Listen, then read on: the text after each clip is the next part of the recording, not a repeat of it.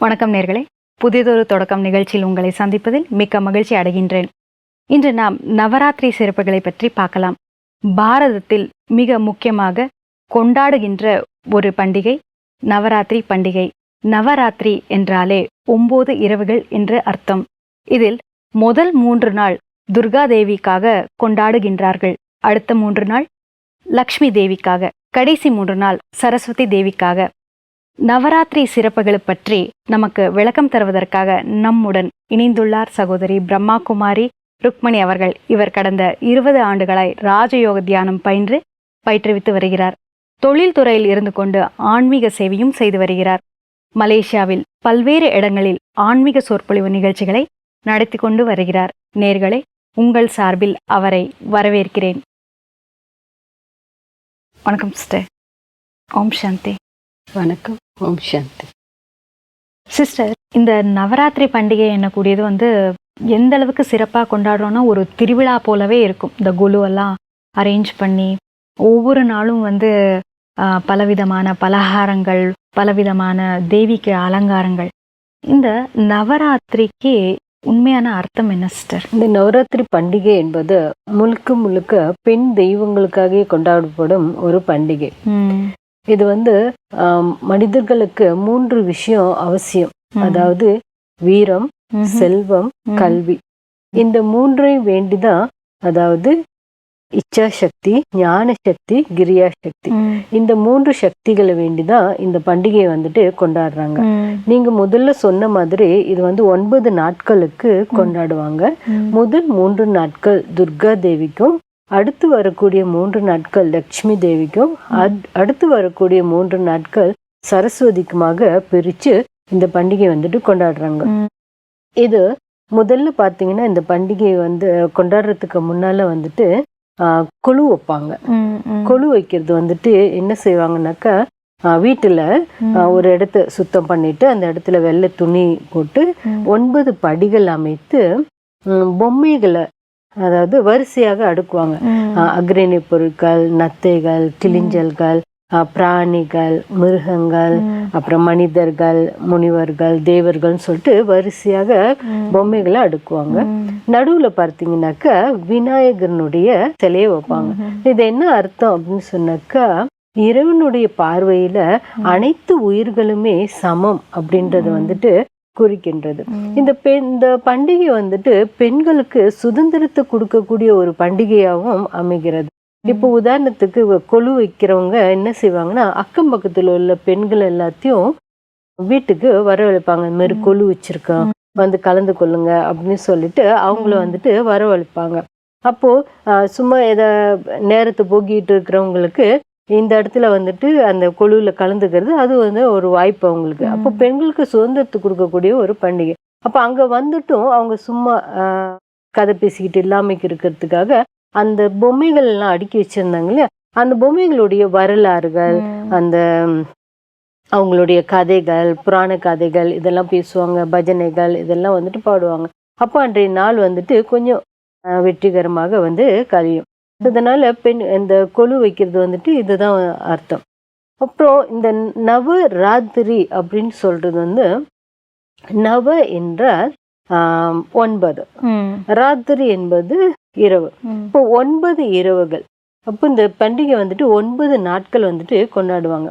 அப்ப இந்த ராத்திரி என்பது எதனை குறிக்குதுன்னாக்கா, அறியாமை என்ற இருளை குறிக்கின்றது. இன்னொன்று நவ என்றால் புதியது அப்படின்னு அர்த்தம். அதாவது வருஷம் நம்ம நவராத்திரி பண்டிகையை கொண்டாடி கொண்டிருக்கின்றோம். ஆனா என்ன ஒரு புதுமையை நம்மளுடைய வாழ்க்கையில கொண்டுகிட்டு வரோம். அப்போ ஒவ்வொரு முறையும் இந்த நவராத்திரி பண்டிகை முடிஞ்ச பிறகு நம்மளுடைய வாழ்க்கையில ஏதாவது புதுமைகளை கொண்டு வர வேண்டும் அப்படின்றதும் இதுல அடக்கம். அப்போ இந்த 3 நாட்கள் முதல் 3 நாட்கள் துர்கா தேவிக்கு கொண்டாடும். துர்கா என்றால் துர்க் என்ற அரக்கனை அழித்ததுனால துர்கா என்ற பெயர் அவங்களுக்கு வழங்கப்பட்டது. அல்லது துர்கதி நாசினி அப்படின்னு சொல்லுவாங்க. அதாவது வாழ்க்கையில வரக்கூடிய துன்பங்களை போக்குபவள் அல்லது அழிப்பவள் அப்படின்னு அர்த்தம். இந்த பண்டிகையொட்டி தேவி பாகவதம் அப்படின்ற ஒரு புராணத்துல ஒரு கதை சொல்லுவாங்க. அதாவது தேவர்களும் அசுரர்களும் சொர்க்கத்துல வாழ்ந்திருந்த சமயத்துல அவங்க இருவருக்கும் போர் ஏற்பட்டது. அந்த போர்ல தேவர்கள் வந்துட்டு தோற்கடிக்கப்பட்டார்களாம். தோற்கடிக்கப்பட்டு தேவர்கள் பூமிக்கு அனுப்பி வைக்கப்பட்டார்கள். பூமியில அவங்க சாதாரண மனிதர்களாக வாழ வேண்டிய சூழ்நிலை ஏற்பட்டது. அப்போ வாழ்ந்து கொண்டிருக்கிற அந்த சமயத்துல மீண்டும் தாங்கள் இழந்த அந்த சொர்க்க வாழ்க்கைய வந்துட்டு பெற வேண்டி எல்லாரும் பிரம்மாவை தேடி போனாங்க. அப்ப பிரம்மா என்ன செய்தார்னாக்கா சிவபெருமான்கிட்ட அழைச்சிட்டு போனார்.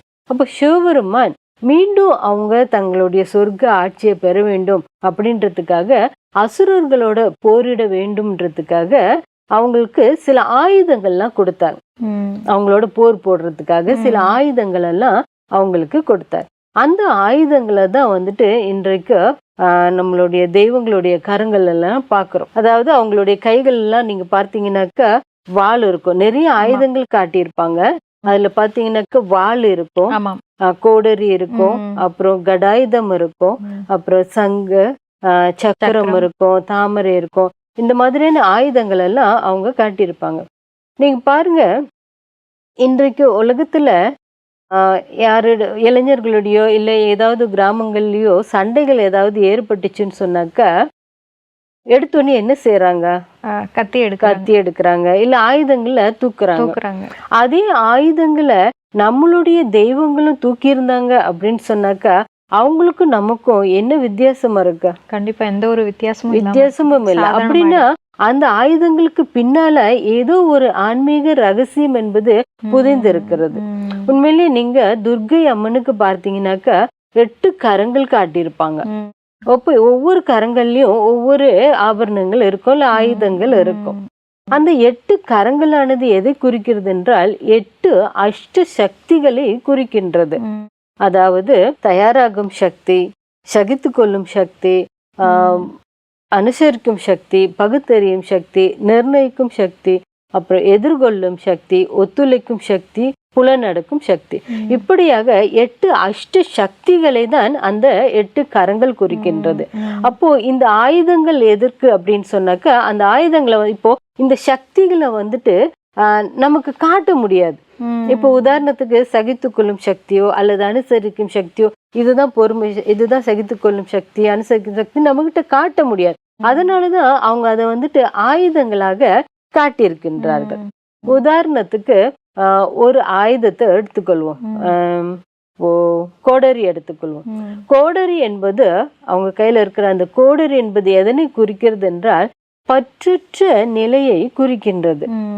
ஒரு இது சொல்லுவாங்க, குலத்தின் பெயரை கெடுக்க வந்த கோடரி காம்பே அப்படின்னு சொல்லுவாங்க. அதாவது அந்த கோடரியை வந்துட்டு தனியா நம்ம வந்துட்டு உபயோகப்படுத்த முடியாது. அதற்கு பின்னாடி பாத்தீங்கன்னா அந்த ஒரு காம்பு இருக்கும், அந்த கட்டை இருக்கும். அது எதனால ஆக்கப்பட்டது என்றால் மரத்தினால செய்யப்பட்டது. அப்ப அதை பயன்படுத்தியே அந்த மரத்தை வெட்டுறோம் அப்படின்றதுதான் அதனுடைய அர்த்தம். அதாவது அந்த மரம் கேக்குதான், குலத்தின் பெயரை கெடுக்க வந்த கோடரி காம்பே அப்படின்னு சொல்லிட்டு.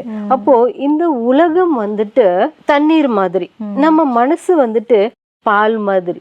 இப்போ இந்த மனசோட அந்த அந்த பாலும் அந்த தண்ணியும் கலந்துருச்சுன்னா பிரிக்க முடியாது.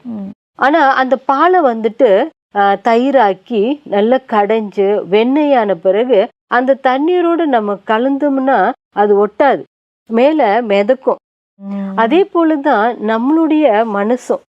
நம்மளுடைய மனச இந்த ஆன்மீக ஞானம், ஆன்மீக அந்த தியானத்தினால மனசு வந்துட்டு ஒரு நிலைக்கு, ஒரு பக்குவத்துக்கு கொண்டு வந்துட்டோம் சொன்னாக்க நாமளும் நம்மளை சுத்தின உலகம் வந்துட்டு எப்படி இருந்தாலும் நம்மளுடைய மனசு வந்துட்டு அதுல ஒட்டாது, தனிச்சு இருக்கும். அதே போலதான் மற்ற ஆயுதங்களும். இப்போ உதாரணத்துக்கு அவங்க கையில வந்துட்டு பாத்தீங்கன்னா கத்தி இருக்கும், வாள் இருக்கும். வாள் என்பது கூர்மையான புத்தியை குறிக்கின்றது. அடுத்து பாத்தீங்கன்னா அவங்க கையில வந்துட்டு சூலாயுதம் இருக்கும். சூலாயுதத்துக்கு நீங்க கீழே பார்த்தீங்கன்னா ஒருத்தர் வந்துட்டு அவங்க வதம் செய்யற மாதிரி காட்டியிருப்பாங்க. சில நேரத்துல பார்த்தீங்கன்னா அவர் வந்துட்டு சங்கரை போல ஒரு உருவத்தோட இருப்பாரு. சில நேரத்துல பார்த்தீங்கன்னா ஒரு மிருகத்தோட முகத்தோட உடல் பார்த்தீங்கன்னா மனித உடலோட இருப்பார். அப்ப அவங்கள வந்துட்டு வதம் செய்யற மாதிரி அவங்க காட்டியிருப்பாங்க. இப்ப அந்த சூலாயுதம் எதனை குறிக்குது அப்படின்னு சொன்னாக்க ஆத்மீக உணர்வை குறிக்கின்றது. அந்த கீழே இருக்கின்ற அந்த உடல் வந்துட்டு உடல் என்ற அந்த உணர்வை குறிக்கின்றது. அப்போ ஆத்ம உணர்வின் மூலமாக அந்த உடல் என்ற உணர்வை வந்துட்டு நாம அழிக்கின்றோம். அதனாலதான் அந்த அந்த உடலுக்கு பாருங்க, முகம் வந்துட்டு சில நேரத்துல எருமையுடைய முகத்தை காட்டியிருப்பாங்க, போட்டு காட்டியிருப்பாங்க. அப்ப அந்த எருமை வந்துட்டு பாத்தீங்கன்னா எதுன்னு குறிக்குதுன்னா, எருமையுடைய குணம் எப்படி இருக்கும்? எருமையோட குணம் பார்த்தீங்கன்னா ஒண்ணு வந்துட்டு ரொம்ப சோம்பல், இன்னொன்னு வந்துட்டு பார்த்தீங்கன்னாக்கா அகங்காரம் இருக்கும், அடம் பிடிக்கும் இல்லையா? ஸோ இந்த மாதிரி பிடிவாதம், இந்த மாதிரி எருமைக்கிட்ட வந்துட்டு மனிதருக்கும் எருமைக்கும் வந்துட்டு நிறைய குணங்கள் வந்துட்டு ஒத்து போகும். அது போல அந்த அந்த உடல் வந்துட்டு உடல் உணர்வை குறிக்குது. அதனால்தான் மகிஷாசுரன் என்ற அந்த அரக்கனை அழித்ததுனால மகிஷாசுர மர்தினி அப்படின்ற அந்த பேர் வந்துட்டு அவங்களுக்கு வழங்கப்பட்டது அப்படின்னு சொல்றாங்க. ஆக அது வந்து உடல் உணர்வை குறிக்கின்றது. அடுத்து பார்த்தீங்கன்னா அவங்க சிங்கத்தின் மீது அமர்ந்திருப்பாங்க.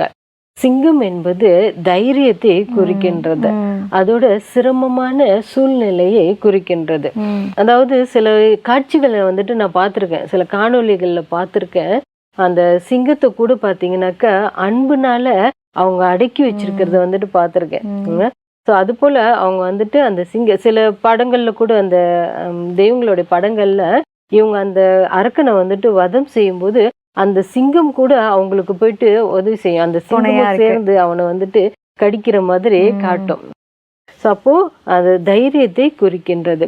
அடுத்து பார்த்தீங்கன்னா தாமரை இருக்கும் அவங்க கையில. நீங்க பாருங்க, மற்ற ஆயுதங்கள் எல்லாம் ஏதாவது ஒரு அளவுக்கு நம்ம வந்துட்டு போருக்கோ எதுக்கோ வந்துட்டு பாவிக்கலாம்னு சொல்லலாம். ஆனா அந்த தாமரை வந்துட்டு எதுக்காக அவங்க கையில வச்சிருக்காங்க? இப்ப தாமரை என்பது தூய்மையை குறிக்கின்றது. அடுத்து பாத்தீங்கன்னா சக்கரம் இருக்கும் அவங்க கையில. அந்த சக்கரத்தை பயன்படுத்தி அரக்கர்களுடைய கழுத்தெல்லாம் வந்துட்டு சீவனதா கதைகள்ல வந்துட்டு சொல்லுவாங்க. அப்படி எதுவும் கிடையாது.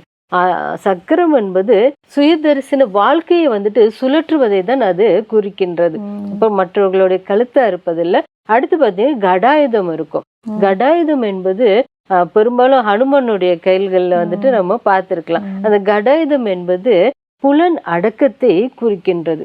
இப்படியாக அவங்க கிட்ட இருக்கின்ற அந்த ஆயுதங்கள் அனைத்துமே வந்துட்டு ஆன்மீக சக்திகளை தான் குறிக்கின்றதே தவிர பௌதீகமான ஆயுதங்கள் கிடையாது. அப்போ அந்த ஆன்மீக சக்திகளை அவங்க பயன்படுத்தி தான் அந்த அசுரர்களை வந்துட்டு வெற்றி கொண்டிருக்காங்க. அப்ப அந்த அசுரர்கள் என்பது எதனை குறிக்கிறது அப்படின்னு பார்த்தோம்னா அது அசுர குணத்தை குறிக்கின்றது. அப்ப அந்த அசுர குணத்தை வெல்றதுக்கு அவங்க ஆன்மீக சக்திகளை பயன்படுத்தியிருக்காங்க அப்படின்றது அர்த்தமாகிறது. சிஸ்டர், நீங்க வந்து துர்காதேவி பத்தி ரொம்ப அழகாக சொன்னீங்க. இப்ப வந்து லக்ஷ்மி தேவி பத்தி கொஞ்சம் சொல்லுங்களேன் சிஸ்டர். லக்ஷ்மி அப்படின்றது வந்து லக்ஷ என்ற சமஸ்கிருத வார்த்தையிலேருந்து வந்தது. லக்ஷ அப்படின்னா லட்சியம். அப்போ நம்மளுடைய வாழ்க்கையில வந்துட்டு லட்சியம் வேண்டும் அப்படின்றத அது குறிக்கிறது. அவங்கள வந்து எதற்காக வழிபடுவாங்க அப்படின்னு பார்த்தோம்னா செல்வத்துக்காக வழிபடுவாங்க. அவங்க அதாவது சில இதுல நான் படிச்சிருக்கேன், அவங்க லக்ஷ்மி அம்மா வந்துட்டு சிவபெருமானுடைய மூத்த மகள் அப்படின்னு சொல்லப்பட்டிருக்கிறது. அதாவது செல்வத்துக்காக அவங்கள வந்துட்டு வழிபடுவாங்க. அதாவது நம்மளுடைய வாழ்க்கையில வந்துட்டு நமக்கு ஒரு லட்சியம் இருக்க வேண்டும். நீங்க அவங்களுடைய பின்னாடி பார்த்தீங்கன்னா யானைகளை வந்துட்டு காட்டியிருப்பாங்க. யானைகள் வந்துட்டு பார்த்தீங்கன்னா அது போகும்போது பார்த்துருக்கீங்களா, நேரா போயிட்டு இருக்கும். ஆமா, அங்கிட்டு இங்கிட்டும் திரும்பாது, தன் வழி தனி வழி அப்படின்னு சொல்லிட்டு நேராக போய்கிட்டு இருக்கோம்.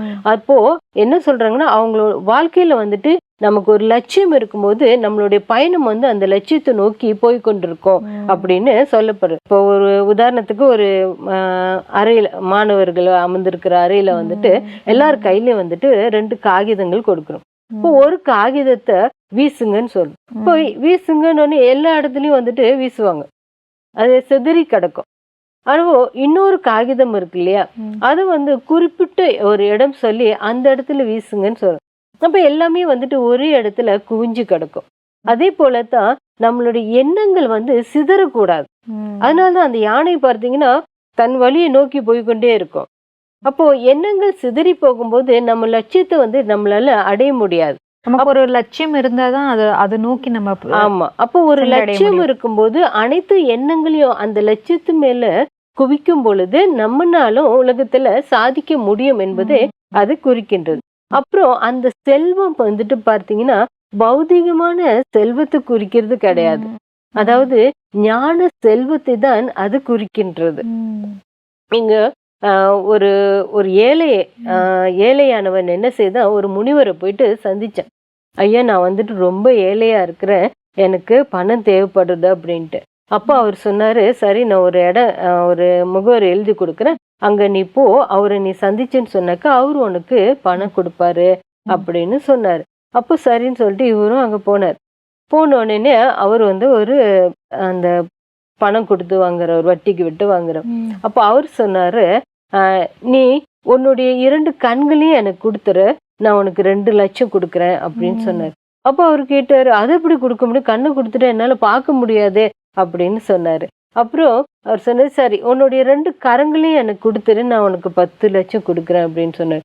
ஐயோ, அது எப்படி கொடுக்க முடியும், என்னால அப்புறம் வேலைகள் செய்ய முடியாதே அப்படின்னு சொன்னார். சரி உன்னுடைய 2 கால்களையும் கொடுத்துரு, நான் 20 லட்சம் கொடுக்குறேன் அப்படின்னு சொன்னாரு. என்னால காலை கொடுத்துட்டு நான் எப்படி நடக்க முடியும், என்னால எப்படி இந்த உலகத்துல இயங்க முடியும்னு கேட்டாரு. அப்போ பாருங்க, அப்ப அவர் சொன்னாரு, பாரு உன்கிட்ட இவ்வளோ செல்வம் இருக்கு, பல லட்சங்கள் கொண்ட செல்வம் இருக்கு, நீ வந்துட்டு ஏழைன்னு சொல்றியே அப்படின்னு சொன்னாங்க. சோ அது போல அந்த செல்வம் என்பது வந்துட்டு பௌதீக செல்வம் கிடையாது. பௌதீக செல்வம் வந்துட்டு நிலைக்காது. அது ஆத்ம அதாவது ஞான செல்வத்தை குறிக்கின்றது. அந்த குடம் வந்துட்டு கௌரவத்தை குறிக்கின்றது. அடுத்து பார்த்தீங்கன்னா அவங்க தாமரை மலர் மேல அமர்ந்திருப்பாங்க. தாமரை மலர் வந்துட்டு அந்த தாமரை மலர் 100 இதழ்கள் கொண்டது. அப்ப அந்த 100 இதழ்கள் கொண்ட தாமரை எதனை குறிக்கிறது என்றால் அவங்களோட, அதாவது லக்ஷ்மி தேவியிட 100% தூய்மை இருக்கின்றது, 100% முதிர்ச்சி நிலை. இதைத்தான் அவங்க குறிக்கின்றது. அவங்ககிட்ட எல்லாமே பார்த்தீங்கன்னா நிறைஞ்சு இருப்பவங்க, சம்பூர்ணத்தை குறிக்கிறது. 100% அவங்ககிட்ட சம்பூர்ண நிலையை குறிக்கின்றது. நம்ம போட்டோல பார்க்கும்போது லக்ஷ்மியோடைய சித்திரம் பார்த்தோம்னா விதவிதமா கட்டியிருப்பாங்க, நிறைய லக்ஷ்மிகள் இருக்கு. அது ஏன் சிஸ்டர்? அது என்ன குறிக்கிறது என்றால், செல்வம் அப்படின்னு சொல்லும்போது எல்லாமே இந்த பௌதிகமான பணத்தை தான் நினைக்கிறோம். பௌதிகமான இதுதான் செல்வம் அப்படின்னு நினைக்கிறோம். ஆனா எத்தனை விதமான செல்வங்கள் இருக்கு அப்படின்றது குறிக்கிறது. அதோடு மட்டுமல்லாம நம்ம தெய்வங்களுக்கு பாத்தீங்கன்னா பல விதமான பெயர்கள் கொடுத்திருப்பாங்க. அவங்கவுங்க அவங்களோட தொழிலுக்கு ஏற்ப, அந்த ஊர்ல என்ன தொழில்கள் செய்யறாங்களோ அந்த தொழில்களுக்கு ஏற்ப அவங்கவுங்களுக்கு அங்க வழிபடக்கூடிய தெய்வங்களுக்கு அந்த பெயர்கள் கொடுக்கப்பட்டிருக்கும். இப்போ முதல்ல பாத்தீங்கன்னா ஆதிலட்சுமி. ஆதிலட்சுமி என்பவள் ஆட்சி செய்பவர் என்ற அர்த்தம். அடுத்து பாத்தீங்கன்னா விஜயலட்சுமி. விஜயலட்சுமி வெற்றிக்கானவள் அப்படின்னு அர்த்தம். அடுத்து பார்த்தீங்கன்னா வீரலட்சுமி. வீரம், நமக்கு வீரமும் ஒரு செல்வம் அப்படின்றத குறிக்கின்றது. அடுத்து கஜலட்சுமி. கஜலட்சுமி என்பது விவேகத்தை குறிக்கின்றது. அவங்க பின்னாடியும் பார்த்தீங்கன்னா யானைகள் இருக்கும். அப்போ யானை என்பது விவேகத்தன்மையை குறிக்கின்றது. அடுத்து பார்த்தீங்கன்னா சந்தான லட்சுமி, அதாவது குழந்தை. குழந்தையும் குடும்பத்துக்கு ஒரு செல்வம் போன்றது அப்படின்றதை குறிக்கின்றது. அடுத்து பார்த்தீங்கன்னா தானிய லட்சுமி. தானிய லட்சுமி ஒரு குடும்பத்துல தானியங்கள் குறையக்கூடாது அப்படின்னு சொல்லுவாங்க. எப்போதுமே இருந்து கொண்டே இருக்க வேண்டும். அதாவது ஒரு இதுல படிச்சிருக்கேன், அதாவது எப்போ ஒரு பெண், ஒரு குலமங்கை பொருளுக்காக இன்னொருத்தவங்கிட்ட கை ஏந்துறாங்களோ அது உலக அழிவுக்கான அறிகுறி அப்படின்றது சொல்லப்பட்டிருக்குது. ஆக வீட்டுல தானியங்கள் குறையக்கூடாது அப்படின்னு சொல்லுவாங்க. அப்போ அதுவும் ஒரு செல்வம் போல. அடுத்து பார்த்தீங்கன்னாக்க ஐஸ்வர்ய லட்சுமி. ஐஸ்வர்யம்ங்கிறது அனைத்து குணங்கள், சௌபாகியங்கள் அனைத்தும் குறிக்கின்றது. அப்போ இதெல்லாம் நம்ம பார்த்தோம்னு சொன்னாக்க அடுத்து தனலட்சுமி. 8வது தனலட்சுமி. தனலட்சுமி செல்வத்துக்காக அவங்க வணங்குறாங்க. அப்போ எல்லாமே பார்த்தீங்கன்னா அதாவது பௌதிக செல்வத்தை மட்டுமே அது குறிக்கிறது இல்ல, குணங்கள், கலைகள், இது எல்லாமே அதுல அடக்கம். முடிவாக 8 அஷ்டலட்சுமிகள் இருக்கிறாங்க. சிஸ்டர் மகாலட்சுமி தேவியை பார்க்கும்போது ஒரு தாமரை மலர் மீது அமர்ந்திருப்பாங்க. அது ஏன் சிஸ்டர்? தாமரை மலர் வந்துட்டு தூய்மைக்காக சொல்லுவாங்க. அதாவது தாமரை மலர் பார்த்தீங்கன்னா ஒரு சேற்றுல தான் முளைக்கும். தமிழ்ல ஒண்ணு சொல்லுவாங்க, சேற்றிலே மெழுத்தாலும் செந்தாமரை செந்தாமரை தான் அப்படின்னு சொல்லுவாங்க. அது சேற்றுல தான் முளைக்கிறது. ஆனா அந்த சேற்றுனால அது பாதிக்கிறது இல்ல. தன்னுடைய அழகை அது தற்காத்து கொள்றது. அதாவது அதனுடைய சுய மரியாதையில இருக்கும்போது சுற்றி என்னதான் நடந்தாலும் அது அதனுடைய மரியாதை அது தற்காத்து கொள்றது. அதோடு மட்டுமல்லாம அன்பாடும் பற்றுற்றும் இருக்கின்றது. அந்த குளம் சேராக தான் இருக்கு. ஆனா அது அந்த சேறு விட்டு ஓடி போயிடுதுல. ஆனா அந்த குளத்துலதான் வாழுது, அன்போடு இருக்கு, ஆனா பற்றற்று இருக்கு. சோ இந்த தூய்மை தன்மையை குறிக்கிறது தான். அதனாலதான் நீங்க எல்லா தெய்வங்களுக்கும் பாத்தீங்கன்னாக்கா தாமரை மலரை வச்சிருப்பாங்க. இப்போ அது தூய்மையை குறிக்கின்றது, சுய மரியாதையை குறிக்கின்றது. சிஸ்டர், மகாலட்சுமி பற்றியும் துர்காதேவி பற்றியும் ரொம்ப அழகாக சொன்னீங்க. ஒவ்வொரு தேவி கையில் இருக்கக்கூடிய அந்த ஆயுதங்கள் நமக்குள்ளே இருக்கக்கூடிய சக்திகள் தான் என்பதை பற்றியும், ஒவ்வொரு லக்ஷ்மிகிட்ட இருக்கக்கூடிய அந்த செல்வத்தை பற்றியும் நீங்கள் ரொம்ப சிறப்பாக சொன்னதற்காகவும், இந்த நிகழ்ச்சியில் கலந்து கொண்டதற்காகவும் நன்றி. வணக்கம் சிஸ்டர். நன்றி, வணக்கம். நேர்களே, இன்று நாம் நவராத்திரி சிறப்புகளை பற்றி தெரிந்து கொண்டோம். அதாவது துர்கை கையில் இருக்கக்கூடிய அனைத்து ஆயுதங்கள் நமக்குள்ள இருக்கக்கூடிய சக்திகள் தான் என்பதை பற்றி நாம் தெரிந்து கொண்டோம். மகாலட்சுமி கையில் இருக்கக்கூடிய அனைத்து செல்வங்களும் நமக்குள்ள இருக்கக்கூடிய செல்வங்கள் தான் என்பதை பற்றி நாம் தெரிந்து கொண்டோம். இதன் தொடர்ச்சி அடுத்த நிகழ்ச்சியில் சரஸ்வதி தேவியை பற்றி தெரிந்து கொள்ளலாம். நேர்களே, அதுவரையிலும் நன்றி கூறி விடைபெறுகிறேன். நன்றி, வணக்கம்.